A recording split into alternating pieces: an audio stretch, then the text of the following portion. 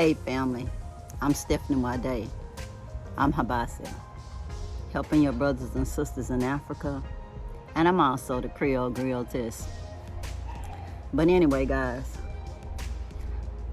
I'm out here in my backyard in the United States thinking about the Gambia. Yeah, the Gambia. Shout out to my friends, the Happy Companion. Hey, Brother Saeed, I'll be seeing you real soon. As well as my friend and family member, Salif. I just got through talking with both of them a little while ago. And I just want to say, yes, I do miss there. And I'm planning on going back very soon. Just wrapping up loose ends here. And I'll be one of those that go back and forth. Not a lot of back and forth though, because that costs money to get on that plane, y'all. Yes, it does. But I have to come back and check on things since this is a family house. And also make sure that what's supposed to get paid gets paid. Yeah, because I don't believe in putting all my eggs in one basket, as my mama would say.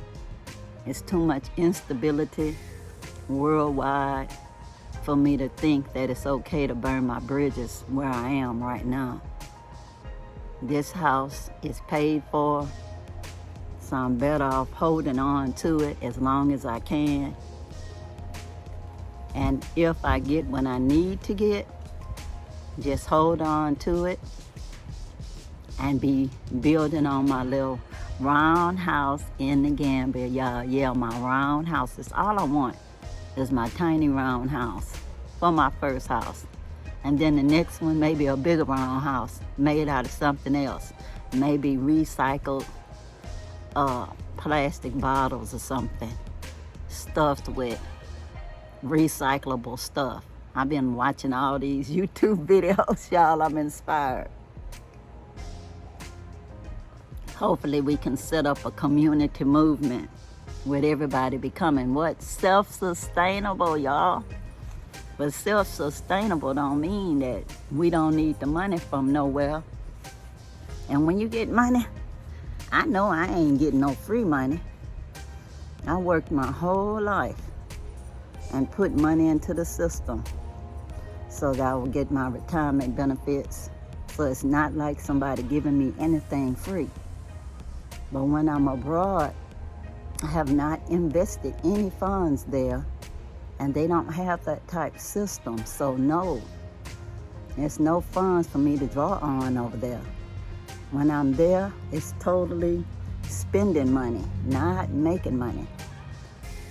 Even if you start up a business somewhere, guys, no business ever was started by making money. It's always investing your money first and paying your employees first and whatever overhead you have first. And you'll get your money out of it, maybe within 2 to 5 years. And anybody tells you different, they just telling you stuff.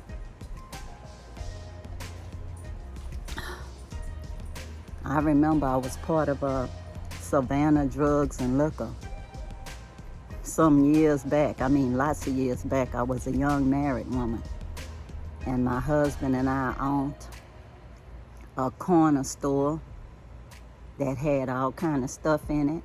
Soft serve ice cream, learned how to do that. Slushy machines, hot dog machines that we actually sold hot dogs and sausages, y'all. Yeah, those regular smoked sausage, we rolled those out on a hot dog grill. And people loved them. They actually bought that more than they bought the hot dogs, and had the fixings to go with it, including barbecue sauce. Popcorn machine, He was the regular mom and pop corner store.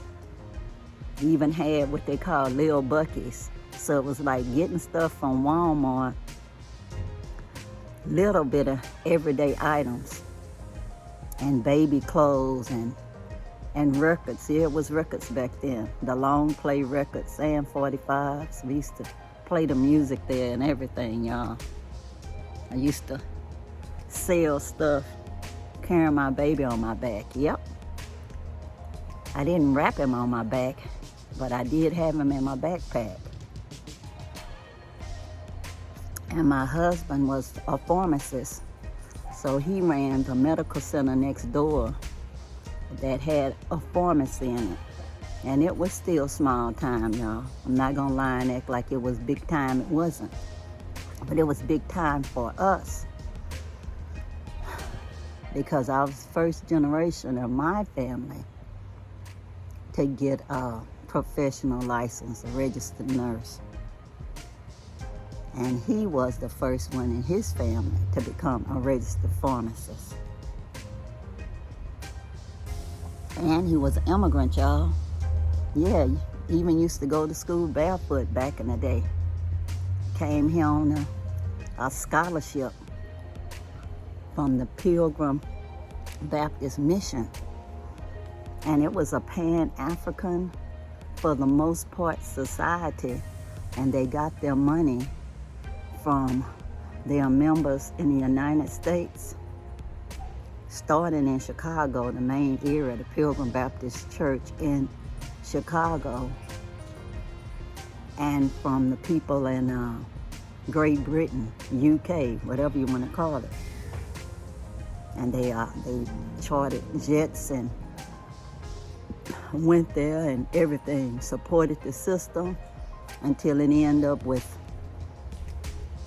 teachers' colleges, 2 teachers' colleges, 1 Baptist church, 1 hospital, and about 32 little schools for the kids. It wasn't big schools, but they taught lots of people.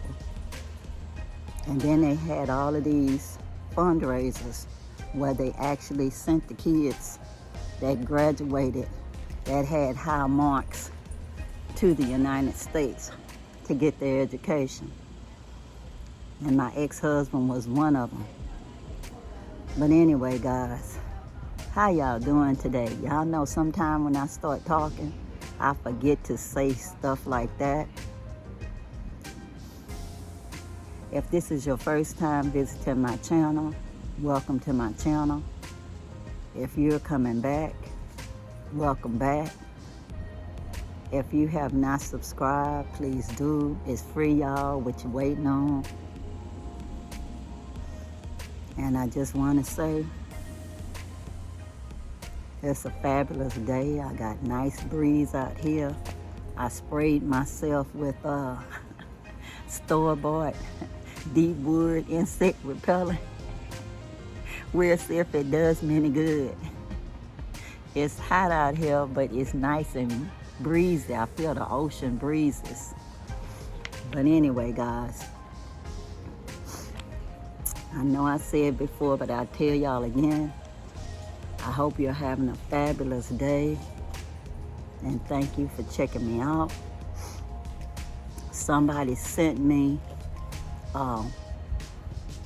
something from another YouTuber. I don't even really want to be advertising everybody's name, but in it was talking about sustainability and the one world government and all of that. And the reason why I won't share that person's platform is because the person is somebody that's always into conspiracy theories and fear-mongering. And I do not want y'all to be kept immobilized in fear, which is false evidence appearing real. Yes, I do believe it's a one world order of corporations controlling what's going on in the communities, since they was talking about globalization. But that's been a while, y'all. Nothing new under the sun. Alex Haley, I will leave a link to that. He wrote a book called Brave New World. Yes, Brave New World. And in that book, it discussed everything perfectly. It was talking about the caste systems and how people go about programming people to accept their fates in the caste system and to behave a different way. It's all about conditioning and people's ability to accept their conditioning. And nurturing. It's like nature versus nurture. But I won't give it all away. It has the old version of the book turned into a movie on YouTube. And I'll share that on the end screen, because I actually think that was the better of the two movies. Even though it's old, I think it probably stayed truer to the point of what he was actually trying to say. But you know how when people rewrite stuff, they always add a lot of stuff so they can make it last longer, and they can always give it alternative endings. But anyway, the one that's acceptable, I think, for universal distribution is the one that I would share with y'all on the end screen. But anyway, like I said, check that out. Alex Huxley, Brave New World. Whether you read the book, watch the movie, or do both. Because I did watch the other movie on Peacock streaming. And that one is not for folks that have strict moral concepts, because it flips the paradigm. So I'm not recommending that one for everybody. That one, you have to have a disclaimer to it. I saw it, but I actually preferred the first one, the free version, better, because I actually had to pay for that streaming service, because it's the premium one where you could see that movie. I'll cancel it after the month is out. But anyway, guys, it's funny how people brainwash folks so much that they will call civilized whatever it is that they're doing as the new guy on the block, and make the person that's already there think that just because they don't have something, they're not as civilized or as cultured. You know, just because you pay a lot of money for it, people think it's better. Or you paint the bottom of it red or black or blue. It's like, do you want the red pill or the blue pill, you know?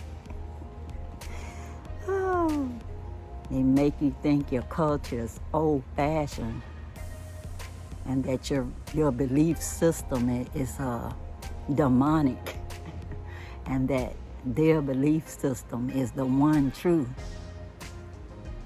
whatever it is. It's all conditioning, y'all, using fear to control the masses. We can work against that conditioning, but it's an active process, just like it was an active process for them to condition us, even if they did the conditioning, just say, with the free schools where they taught you through their books that conditioned you to their way of thinking, and that everything you thought you know, you was taught to believe that it was a lie or that it was evil. But anyway, that's not the main focus of my talk. The main focus of my talk is to appreciate your culture and things that came from your ancestors, not to just throw the baby out with the bathwater. Anyway, I got this in the mail today. It's a catalog and it's the John C. Campbell Folk School, and it's talking about classes. Some of the classes are online, some of the classes are in person. Learn how to play different instruments, how to make different things, like wood burning. I'm gonna learn how to gourd burn, but that'll be at my house with DVDs and online. Just say YouTube videos, but it's telling you about cooking artisan breads and enameling, basketry, making beads, all the stuff that people have been brainwashed that was old-fashioned, wherever they came from, or if they was in the village doing it and thinking of it as the old ways. Well, guess what? Now the old ways, you have to pay to go to classes to learn the same thing that people was getting taught in their own communities before. Whether it's cooking or making baskets or doing ceramics, making brooms. It's all useful crafts and things that help you become sustainable. Baking bread. Yeah, guys, we can bake breads in ovens, even if it's clay ovens that we use for outside. Weaving fabrics. I know they do it in a lot of countries in the motherland. Weaving fabric. I know they do it in Ghana. I know they do it in the Gambia. I know they do it in Cameroon. I'm sure they do it in lots of places. But the artisans is going down very low, guys, because when people come in, they don't understand how much time it takes to create those crafts. And they want to bargain down to the least common denominator, so the people just barely get enough to buy food maybe for that day.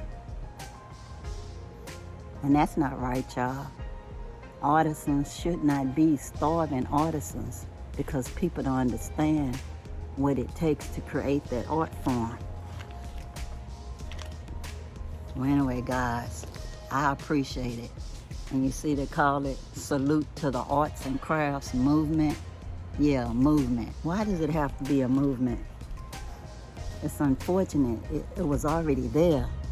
Now it has to be a movement for people to be doing something that was already there because somebody had conditioned you to think that it wasn't as good as mass-produced through the corporations. Mass-produced through the corporations, and then marketing to make you think that you have to keep up with your neighbor and keep changing your fashion and throwing away your old stuff to get new stuff. When if it's in crafts, even if you get somebody to make you something, you actually can keep it your life long. And when you go to another dimension, you actually can leave your clothes and your relatives can inherit them and wear them for special occasions other than the one that they put you away with. But anyway, I've been